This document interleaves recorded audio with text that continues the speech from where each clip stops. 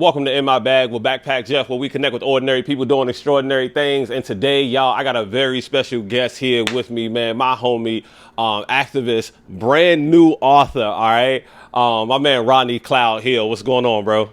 What's going on, Backpack Jeff? How you doing? I'm doing great, man. I thank you for having me on your show, In My Bag, man. Yeah. Represent. Thank you so much. Yeah, man, no problem, man. Hey, listen, man, look. We bring people on, man, because we recognize people who are literally in their bag. I recognize people who are in their bag. It's just me doing this. Sometimes I got a little producing stuff like that in the back. But, man, you're definitely a brother who's in his bag, man. And I want to I want to just kind of dive right in, man, and tell us a little bit about this book that you have going on. It's called Blackwash, okay? Give us the whole title of it. Yeah, so the full title is Blackwash, The Untold Stories of Reverse Racism, and it's a satirical book. As we know, as conscious black folks, we know reverse racism doesn't exist to the extent that white people try to make it. If you hear that word, they say, oh yeah, you being reverse racism. Reverse racist, when you're calling out someone for being racist, it's a slap in your face. Right. So I wrote a book, took me 5 years, and it's about the actual reversing of the racism that has happened here in America as well as around the world to black and brown people. And what I mean by that is I literally put black people in a position of power where we're doing the exact same thing to white people and people of European descent.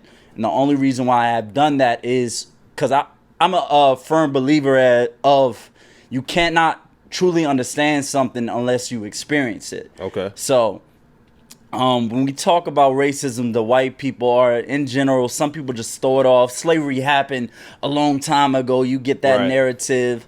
But when you have facts in front of their face and how there's certain...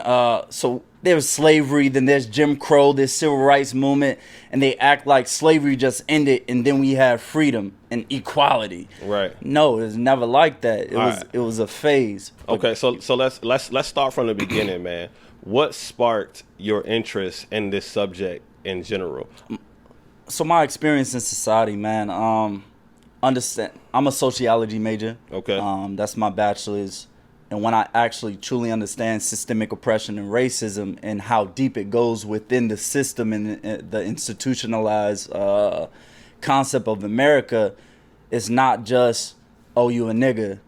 It's the system that they created, that the people in power created, and it's within our education system, our political system, the jail system, mass incarceration, the food we eat, the air we breathe. There's chemical racism.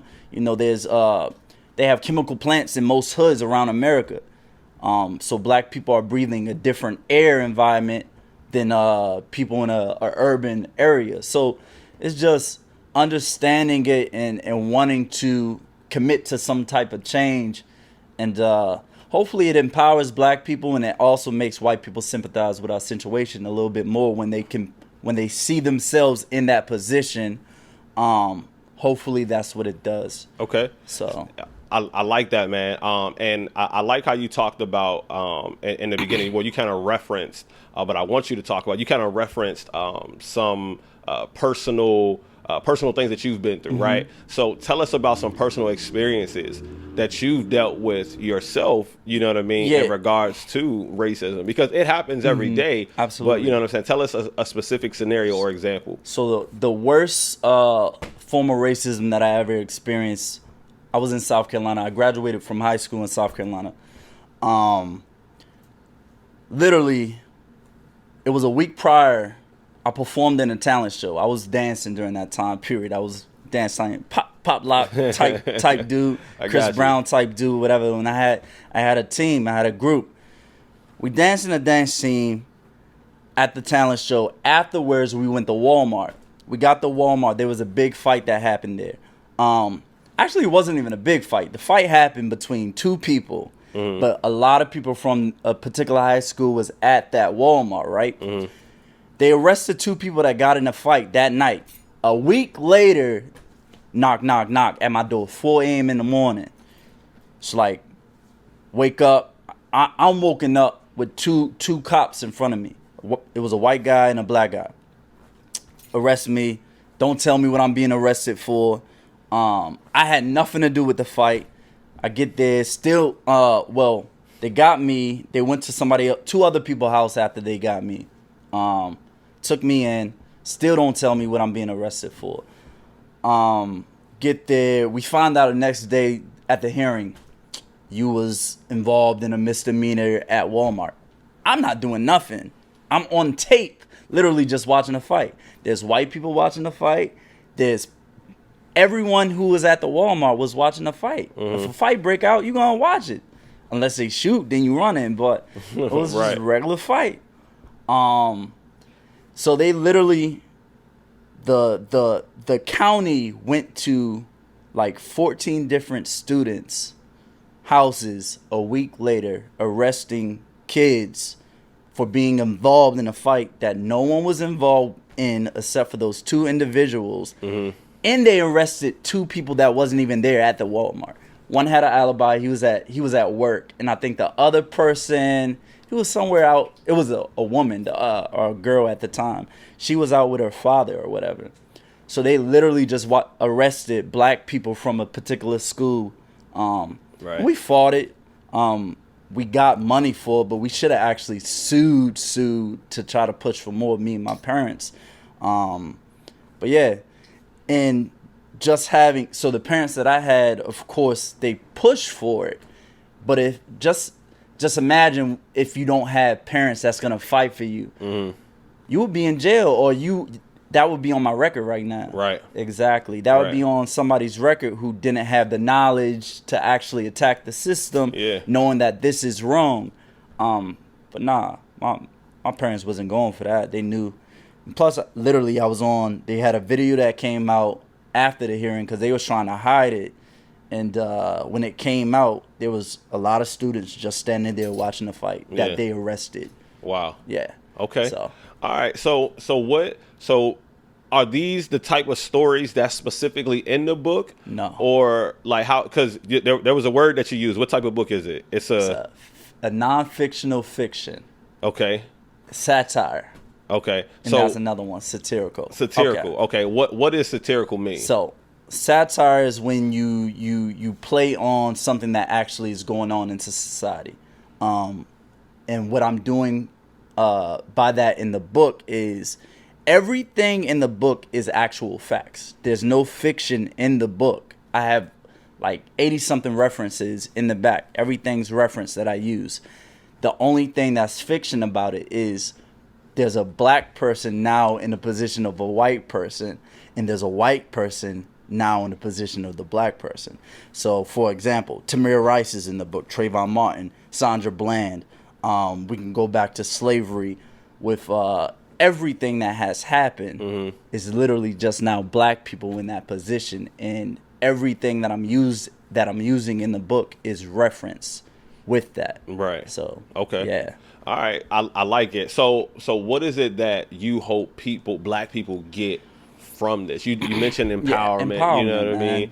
And empowerment in what way? Talk to us. So switching that narrative as a black person, I hope that we get a position of or that mindset, that perspective that we need. Of course, it's fictional. This and that happened.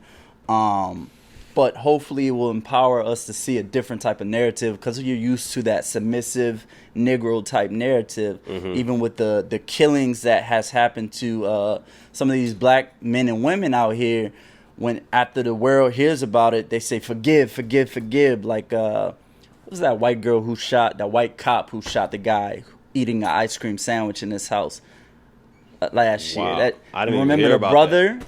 No, you don't. The brother that hugged her on the court trial. You don't remember when that happened? No, man. That was last year. I can't. Bokum Jean. He was a Haitian or a Jamaican or a Haitian guy. And there was a white cop. She went into the wrong house. She thought she was going home, and she went into his house thinking it was her house. Killed him on the couch. Right. That's right. It happened last year. I remember it was that. like last year or a year before last year. Yeah. And after it came out, literally the brother of the person who got killed was very apologetic for the white person, the person, the murderer, who shot his the brother. murderer. Right. And it's like, why would you ever do that? The same thing that happened in Charleston, South Carolina, with the 9 individuals that killed in the church by Dylan Roof, right? The pastor and everybody. The church was like, forgive, and it's like, nah, we can't have that type of mindset and expect for us to get out of the position we are in right now. Right. Yeah. So what's the type of mindset though that we should have or that we could have going into it? You know what I'm saying? Because the thing about it is the action. You know what I'm saying? Like it's the action. So what are some things that we can do as black men, as black women, specifically black men for sure? What are some of the things that we can do to help our brothers out, to help our sisters out, man? Because we have to, you know, we have to be the ones that advocate for us, number one, and we have to be the ones that stand up for us. Yes, what are some of the things that we can do? So unification is number one. Okay. Black people have to unify in general. Especially black men. It's too much, you know, competitiveness going on. Unification. We have to protect our sisters. We have to protect ourselves and our family. If you got kids, of course, you have to stand up and be a protector and a provider for them. Right. And that's lacking in some areas. Of course, they paint a picture as if that's the normal type black person, but that doesn't exist. There's a lot of black men and women that's doing good for themselves and their family. It's just that propaganda on the screen that we always see. But we definitely need to unify. I think if we unify and if we get knowledge of self, which is next, knowledge of self, then we could come more out of the position that we are in right now. With unification, that would eliminate a lot of stuff, man. Right. Because we are killing ourselves. White on white crime exists as well, and they try to paint that narrative that it doesn't. People kill people who are in a proximity to them. Right. That is sociology 101. Right. And so you're speaking about unification. How do we unify? Like what's the thing that needs to happen for us to unify? That coming to realization that we have to love ourselves, man. Right. That you're my brother. Right. That you're my brother. And you're not the enemy, one. Right. We're all in this same position together. Whether you're more wealthy or not, you're still stuck in a position where the dominant class in America is holding some type of oppressive forms against you. And we have to come to that realization. So yeah, love. As simple and cliche as it sounds, man. But black love needs to exist to unify. Black love needs to exist within itself, like within its own, you know what I mean, race. I think we definitely need to, you know, get to a point where, man, we can actually look at each other and just say, yo, man, I was. What was it? Yesterday? I think it was yesterday. I was in Target, man. Yeah. I walked by a dude. I saw his shoes. I was like, bro, that's some nice shoes. I was like, yo, man, I like your shoes. Yeah. Like, bro, I remember, bro, when there was a time where you couldn't even stare at a dude for too long before he like, damn, nigga, what you looking at? Exactly. What you trying to fight? And I'm like, bro, relax, dog. Like, I like your shirt, bro. You know what I'm saying? Like, damn, I'm just like, and man, this is something that I've been talking about for a minute, man. Like, I know when I go out with my girl, like, other women will see her outfit and be like, "Oh my God, girl, your outfit is nice." Like, God forbid a woman has a tag hanging out in the back. Like a girl she don't even know what come up behind her. Like, girl, let me help you.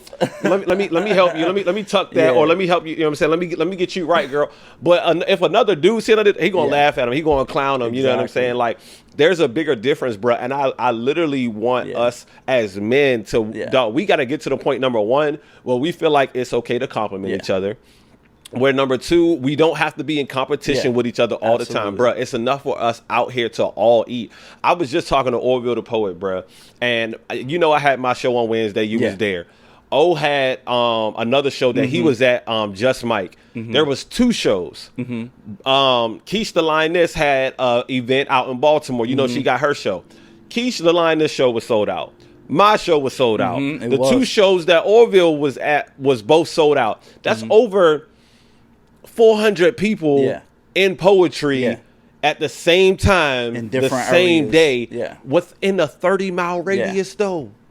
within a 30-mile radius. So there's more than enough out here for us all to eat if we're good. If you're good at what you do, and if I'm good at what I do, I don't got to worry about, me teaching him is going to take away from me. Dude, that's the reason why I got this podcast. For real. That's the reason why I'm doing it is because I want to give free game to men, to women, anybody who wants to listen, who wants the information, who is willing to take the information and better themselves. Absolutely. I'm giving you free game. I'm not in competition with you. I don't have to compete with you. You know what I'm saying? Shouldn't have to. Like I'm good enough to where regardless of how it goes down, life goes on.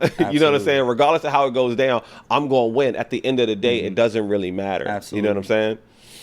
It's a mindset. Yeah, it's definitely a mindset, man. Tell us how you grew up in South Carolina, like you said, right? No. So my background's wild. Not wild, it's just a lot. I was born in Maryland, raised some in DC, then I moved to South Carolina. Then you moved to South Carolina. Back. Okay, gotcha. All right, so you kind of up and down the East Coast, just like me. Yeah, I got you. All right, so tell us how and what made you say going to college was important, bro? Because growing up in the time that we went to, you may be a first generation college student. Yeah. You know what I'm saying? What made you say, I got to go to college? Well, my parents definitely pushed me to go to college more so than I did. But I was into basketball, of course. We played together. Right. But I wanted to get away from the house. Yeah. and I understand the money factor behind college. But when I went to college, like, I didn't have the best experience as far as, like, my educational experience. When I got there, I had, like, a 2.2 GPA. That's what I graduated with. Finished my bachelor's with a 2.2. Yeah. So I went to 4 different colleges. My first year in college, Allen University, HBCU, I got away from my parents, and I just went crazy, buck wild. Party, girls, basketball. That's all I wanted to do. Didn't care about schoolwork. I had a roommate. He was in his side of the room, in his bed. We would wake up, look at each other from the other ends of the bed, and be like, "You going to class?" Nah. All right, bet. We about to stay and play 2K together. Play Halo. Halo was a big thing back then, too. At that time. Yep. Yeah. We used to play Halo and invite people over, man. And it took a mindset switch for me to understand education and knowledge is powerful. And that came later. What made your mind switch? I don't know, man. Okay. I don't think that can be taught. Right. That's a sad thing, because if it could, ignorance wouldn't be bliss. There wouldn't be so many people in that mindset as it is right now. It was just a switch. Like I've had and I have great parents, and it was never like I never had like a father who wasn't doing nothing for me, or a mother that wasn't doing nothing for me. So I had a stable household. I just wanted to be in the streets. That was the thing, that was around. It was popular or whatever. Yeah, it was. It was. That lifestyle, that the movies that we watch. You know what I mean? We grew up in the era where Juice, Paid in Full. Absolutely. You know what I'm saying? Boys in the Hood. Absolutely. Like, we wanted to be just like these dudes. You know what I'm saying? But that's not a life, bro. As we got older, we realized why is this something that's glorified? Granted, it happens, and granted, I'm not knocking people who do it. Right. But it shouldn't be the first impression or the only impression that black people see of themselves, and sadly, that's what it has been for the longest. And as you know, as an educated brother, no, we're scholars, we're architects, we're scientists, we're professors, we're doctors, we're everything. Yep. And we had this prior to even European colonization. We had our own. And until we get that knowledge of self and that unification, that self-love, that wanting to support black people, like you're supporting me for having me on this show, and I thank you, and this is a beautiful thing, and I support you for coming to your poetry events. Right. And we, bruh, that's what it's about. Building. Yeah. Building. All right, so when we talk about building, man, how do we get to the point, right? Like what?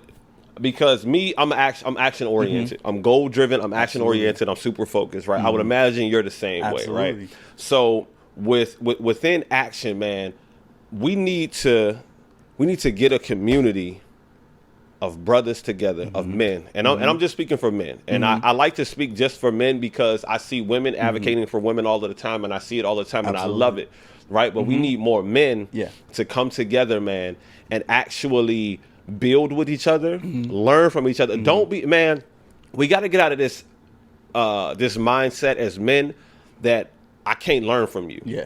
Like, this nigga can't teach me nothing. You know what I'm saying? Because we get to that point where it's like, nah, this nigga can't teach me ego. nothing. The ego is so... Ego.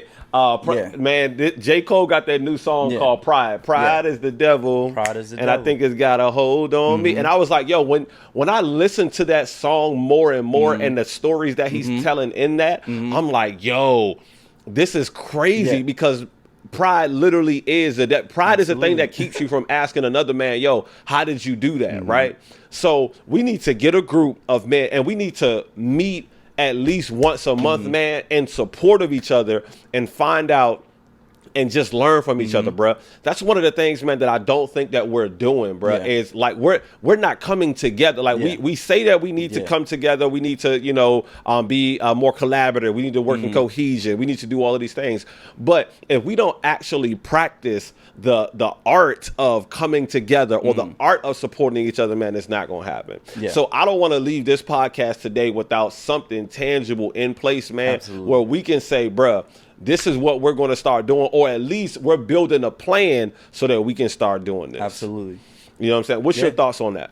I love it. Yeah. I love it. Like it. Okay. There's no reason why we shouldn't be able to do it. And that's the easiest thing. Like you said, you're saying something and it makes a world of sense. Right. It's nothing that's difficult. Right. It's nothing that's hard. Meeting one day a week, whether it's virtual or not, in person, and just building together, learning from each other. And like you said, pride will prevent people from doing things like that. Pride will prevent people from showing up. Exactly. Because they'll be like, nah, I don't need this. I don't need this. I ain't got nothing I can learn from this. It's nothing that I can learn. In this position. Right. I'm good. Yeah. It's crazy.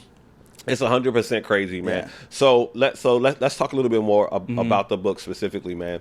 So it took you 5 years to write it. Why did it take you 5 years to write it? Getting that information. Okay. I wanted to learn as well as, so things in the book I didn't know until I was doing the research. There's a lot in the book. Give an example. I'm pretty sure a lot of people didn't know about.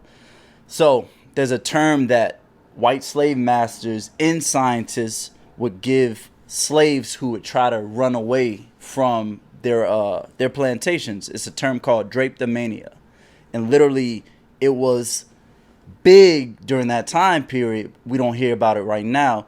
The meaning of that word is slaves who would run away from their plantations were crazy for doing so because they were provided shelter, food, clothing.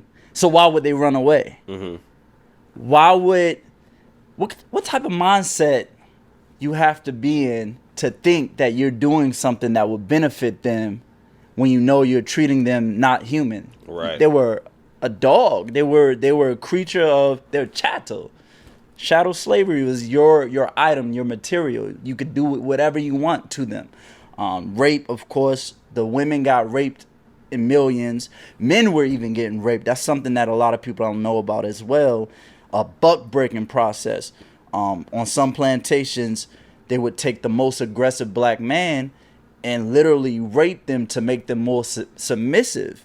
And they would do it in front of their family, their children, to like, I own you. There's nothing you can do against me because I just took the household of your family and made him, sodomized him, or literally physically raped him. And this has happened countless times throughout our history during that time period, of course, and no one talks about it. How do you think that same mentality plays on us today, man?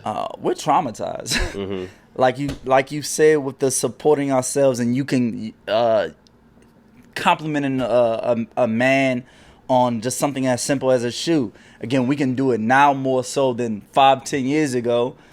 Because we were more aggressive. Like, we were very aggressive, especially in the DMV area, man. And we still aggressive now. We still aggressive now, but it was definitely worse.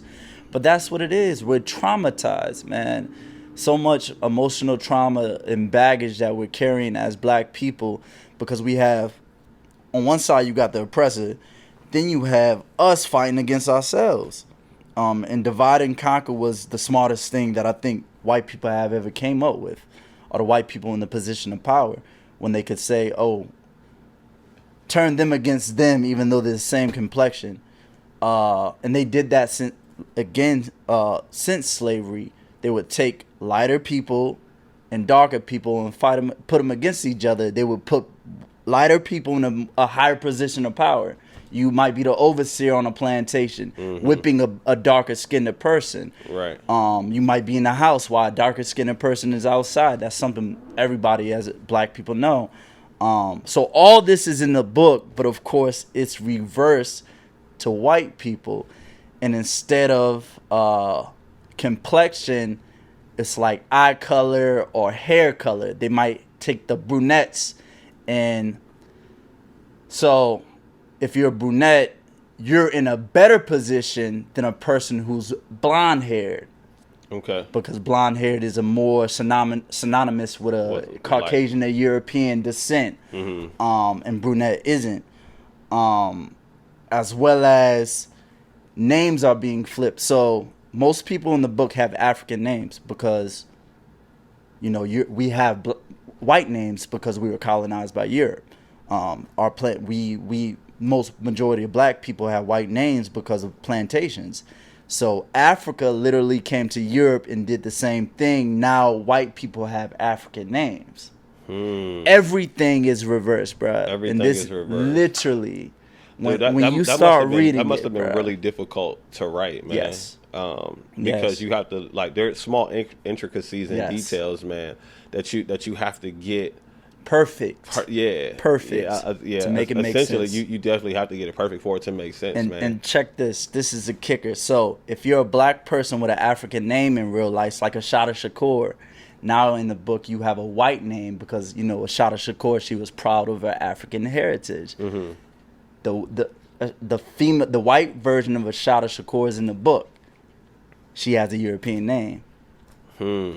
So literally, dude, the intricacy is just that's there. Detailed as hell, man. That's crazy, bruh. Yeah, that's crazy, man. Yeah. For your mind to even think of something like that, man, that's genius. Now, did you self-publish?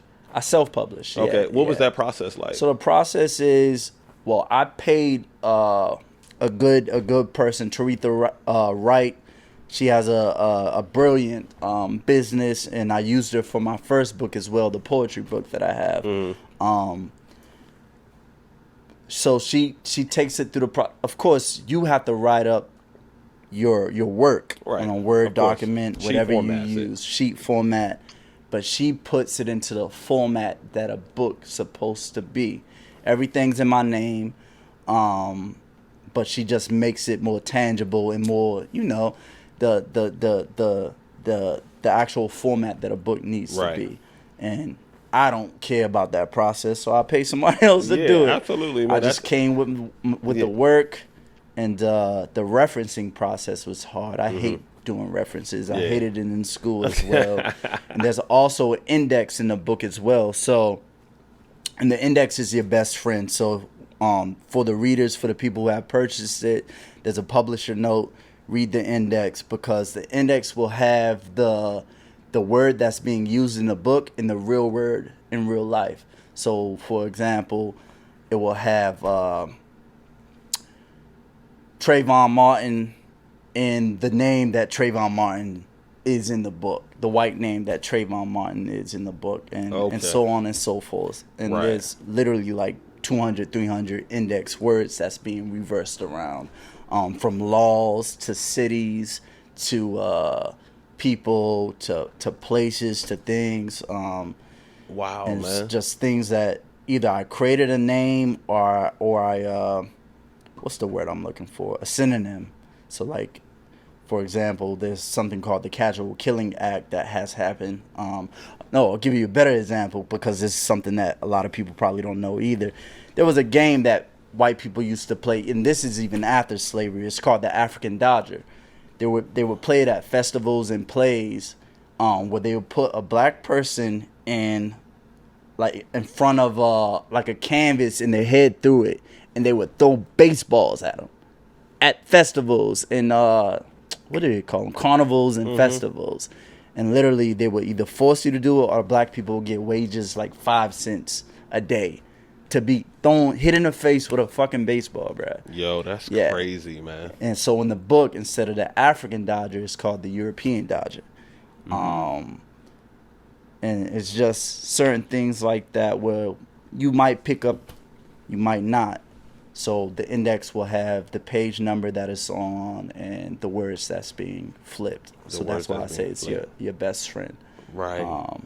Yeah, man. Yo, man. I hope y'all are paying attention because the detail in a book like this, man, it has to be like super on point. But then also, man, this is one of them books. I like a book where you can have an internal conversation or an internal dialogue with yourself as you're reading the book. You know what I'm saying? And you can challenge what's going on. And I feel like this is going to be one of those books where it's like, yo, I can challenge what's going on, or I can see, I can reference. It's crazy. I can literally just like I can put myself in that moment or in that situation. You know what I'm saying? Man, that's good, man. So where can the people get the book from? So my website is rodneycloudhill.com. You can buy it through the website. You can go on Amazon, Barnes & Noble, Goodreads. It's on 4 different platforms right now, which is all 4. If you type in your Google search, Blackwash, the Untold Story of Reverse Racism, it will literally come up. How did you get the book to Amazon? to Amazon and to Barnes & Noble? Yeah, so if you go through Amazon, it automatically publishes on Goodreads and Barnes and Noble as well. Wow. If you have to pay a certain amount. Yeah, sure. To do that, but to get it on Amazon, literally you can self-publish yourself. If you came up with a book and a concept you wanted and had all the documents, all you have to do is submit it to Amazon. Okay. If it's in that right format where you're ready to have it published, and right. It'll be up there. So and it'll be up there. Yeah. All right. Well, look, y'all, do your homework on it, right? Do your homework on how you can self-publish this book, man. Because not only is the book this podcast, but the how he did it, right? Yeah. He probably didn't have all this information. I'd imagine you didn't have all this information right away, right? You had to go and research. You had to go and find. But then 5 years of research and 5 years of finding, right? But y'all know on this podcast what we like to do. We like to give away free game, right? So this is free game. What's the person that you also use to publish, man? Because we got to shout her out because, man, make sure I get it right. You know what I'm saying? If you're using her for not only 1 but 2 books, I mean, this definitely should be someone that we should recognize, man. The sister is amazing. Because it definitely sounds like she's doing big things, man. And look, we might have to get her on the podcast to talk about publishing, to talk about self-publishing, man, because that's a thing that I believe. You know what I mean? If you have something, let me say it like this. We all have something that we should be writing. We all have a story that needs to be told. And this brother right here wrote and told his story. And this woman, man, she's going to be the one that can teach you to tell your story, bro. Absolutely. And even the picture on this book is literally reversed. Like the picture is saying it in itself. Here in America, we're silenced by, Europeans. On the book, I have a black hand covering a European face, doing that silencing to them. And even the name Blackwash reverses whitewash. And we hear that term like, I'm not sure if you follow like how they create movies of our stories about Egypt or whatever. What it came out 2 years ago with Gerard Butler. What is the name of it? Gods of Egypt. That's a story. Or The Mummy, where they're black locations, black stories. Gods of Egypt had Ra, Amun Ra, Just our goddesses, some other people, Toph, but they have white people playing these roles. So they're whitewashing our history in a sense. And it happens constantly. So I wanted to name it something where now I'm blackwashing their history. I'm blackwashing the things that they have done to us. And I just reversed it. But yeah, her name is Taretha Wright, and her website is rightstuffinfo.info. Right, WRIGHT. Yes, yeah. All right, cool, man. Yeah. I definitely want to make sure that I have her information, man, so that I can put it in the description, man. Most definitely, for people to take a part of, man. How much does the book cost? It's $20 paperback, and it's $9.99 for the Kindle version. It's also on ebook. And it's also being made currently audiobook. So I'm getting an audiobook made right now. Are you going to be the one reading it? No, you're not going to be one reading it? Okay. I want to actually get a woman. I had somebody working on it, and unfortunately she quit during her process. She's saying it was she had other things going on in her life, and it was affecting too much work. She couldn't do it, so had to find somebody else. Yeah, I get you. So what's next for this book, and what's next for Rodney Cloud-Hill? So what's next for me, man? I wanna be touring with this. I want the world to see this, because I know how worth it is. I know the importance of this narrative flip. How this will change the perspective of the masses if people get it and actually read it and actually talk about it.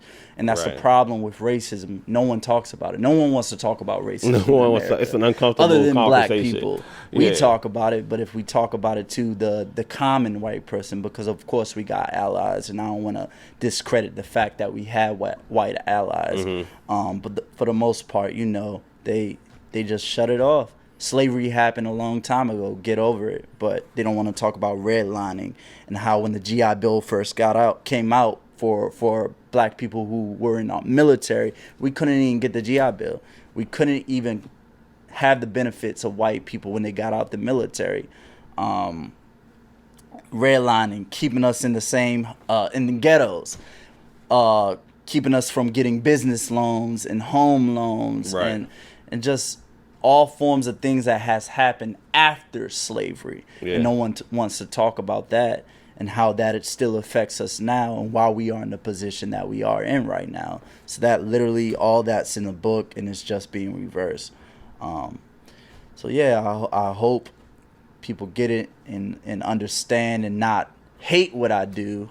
I want white people to be able to read it and understand why I did it and not grasp that hate. But yeah, so what's next for me? Being on this show is what's next for me. Building with the black community is what's next for me.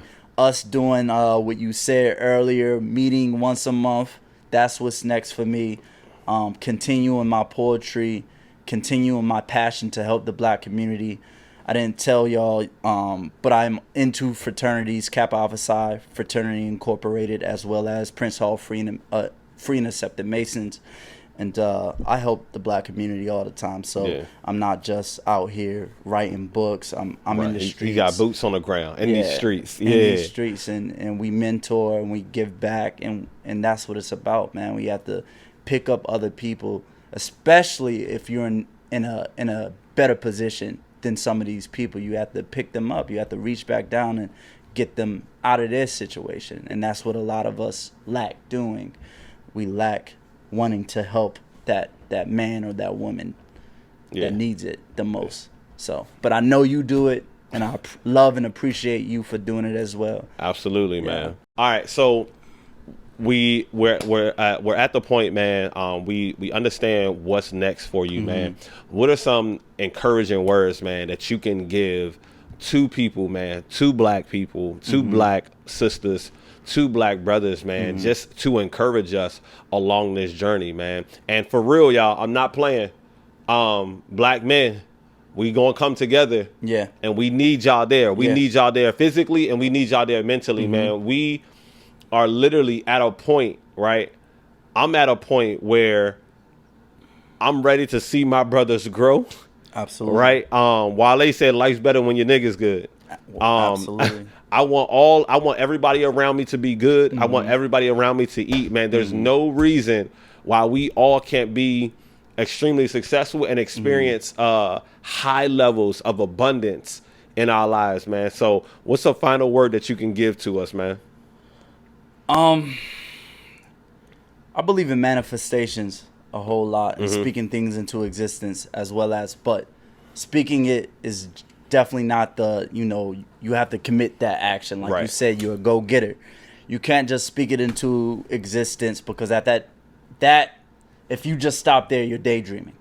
Right. You're daydreaming at that point. So you have to speak whatever you want to manifest into existence as well as commit that action. Plan it out.